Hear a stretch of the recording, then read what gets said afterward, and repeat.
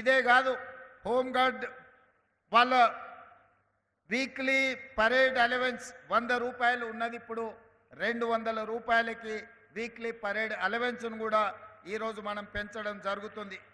అదేవిధంగా వాళ్ళు ఎవరైనా ప్రమాదవశాత్తు కానీ ఏదైనా సందర్భంలో వాళ్ళు చనిపోతే వాళ్ళ కుటుంబాలకు 5 లక్షల రూపాయల ఎక్స్ గ్రేషియా కూడా ఇవ్వాలి అని చెప్పి హోంగార్డ్స్ కుటుంబాలను కూడా ఈరోజు ఆదుకోవాలన్న ఆలోచన మన రాష్ట్ర ప్రభుత్వం చేసింది. హోంగార్డ్స్ ఎవరైనా ప్రమాదవశాత్తు అనుకోని దుర్ఘటనలలో ఎవరైనా ప్రాణాలు కోల్పోతే వాళ్ళకి ఇంతకుముందు ఎలాంటి నష్టపరిహారం లేదు, అందుకే 5 లక్షల రూపాయలు వాళ్ళకి ఇవ్వాలి అని ఈరోజు రాష్ట్ర ప్రభుత్వం నిర్ణయం తీసుకున్నది. అదేవిధంగా వైద్యానికి సంబంధించి కూడా వాళ్ళ బాధలు ఉన్నాయి. వాళ్ళ కనీసం ఎలాంటి వైద్య సౌకర్యం లేదు. ప్రభుత్వ ఉద్యోగస్తుల కోసం ఈ హెల్త్ కార్డు ఇవ్వడానికి ఒక విధి విధానం తీసుకొస్తున్నాం. వాళ్ళతో పాటు హోంగార్డ్స్ కూడా ఇస్తాం. రాజీవ్ ఆరోగ్యశ్రీ లాంటి మెరుగైన వైద్య సహాయాన్ని హోంగార్డ్స్కు అందించడానికి రాష్ట్ర ప్రభుత్వం ఆలోచన చేస్తున్నది. తొందరలోనే వీటన్నిటిని పరిష్కరించి జనవరి 1 నుండి వీటన్నిటిని అమలు చేసి హోంగార్డ్స్ను కూడా ఆదుకోవాలి అని చెప్పి ఈరోజు మన రాష్ట్ర ప్రభుత్వం నిర్ణయం తీసుకున్నది.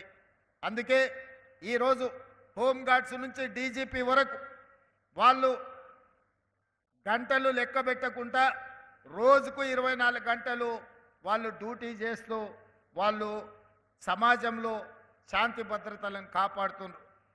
దాంతో వాళ్ళు వాళ్ళ పిల్లల చదువుల మీద కుటుంబానికి సమయం ఇయ్యలేకపోతున్నారు. కుటుంబానికి సమయం ఇయ్యలేని పోలీసు అధికారుల పిల్లలు, అది డీజీపీ కావచ్చు, హోంగార్డ్ కావచ్చు, అన్ని హైరార్కీలో వాళ్ళ పిల్లలకు సరైన విద్య, సరైన ఉద్యోగ ఉపాధి అవకాశాలలో వాళ్ళకు కొంత అన్యాయం జరుగుతుంది. అందుకే నేను ఈరోజు ఆలోచన చేసిన, నేను డిఫెన్స్ కమిటీలో కూడా మెంబర్ నుండి పార్లమెంట్ సభ్యుడిగా ఉన్నప్పుడు నేషనల్ డిఫెన్స్ అకాడమీ లెవెల్లో, లేకపోతే సైనిక్ స్కూల్ లెవెల్లో, లేకపోతే ఈరోజు కేంద్రీయ విద్యాలయ లెవెల్లో పోలీసులకు కూడా స్కూల్ ఉండాలని యంగ్ ఇండియా పోలీస్ స్కూల్ అని చెప్పి గ్రేహాండ్స్ దగ్గర 50 ఎకరాల స్థలాన్ని కేటాయించి అంతర్జాతీయ ప్రమాణాలతో ఏ కార్పొరేట్ స్కూల్లో కూడా ఇంతకంటే మంచి విద్యా ప్రమాణాలకు ఉండే విధంగా ప్రతి కార్పొరేట్ స్కూల్తో పోటీ పడే విధంగా హైదరాబాద్ పబ్లిక్ స్కూల్ని తలదన్నే విధంగా ఈరోజు యంగ్ ఇండియా పోలీస్ స్కూల్ని వచ్చే అకాడమిక్ ఇయర్ని మనం ప్రారంభించుకుంటున్నాం. 50 ఎకరాలలో ఈ యంగ్ ఇండియా పోలీస్ స్కూల్ని మనము ఏర్పాటు చేసుకుంటున్నాం.